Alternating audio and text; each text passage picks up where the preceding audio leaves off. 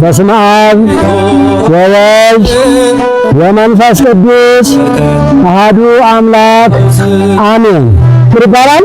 አሁን ቀንስ ይባላል። ጸበሉ አዎ ጀምር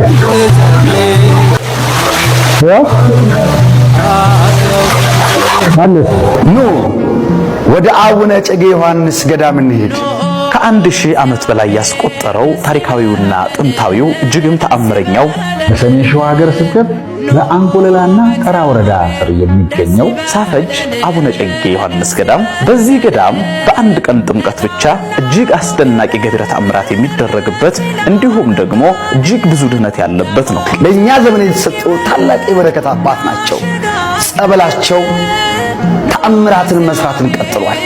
በጸበሉ ብዙዎች አይናቸው በርቶላቸዋል፣ አንካሶችም ተራምደዋል። ብዙ ቋጥሮ ያለባቸው ሰዎች ቋጥሯቸው ተፈቶላቸው በእንባ ሄደው በደስታ ተመልሰዋል። ይህ ታሪካዊ ገዳም አባታችን እጨጌ ዮሐንስ ለ50 ዓመት በጸሎት በምናኔ የቆዩበትና እሳቸው የገደሙትም ገዳም ነው። እጅግ ታላቅ በረከት ይታደላል። ጸበላቸውን እንጠመቃለን፣ በእምነታቸውም እንዳበሳለን። የማይቀር የበረከት ጉዞ። አዘጋጅ ሳፈጅ አቡነ እጨጌ ዮሐንስ ገዳም። ለበለጠ መረጃ እነዚህን ስልኮች ይጠቀሙ። ኑ አብረን እንጓዝ።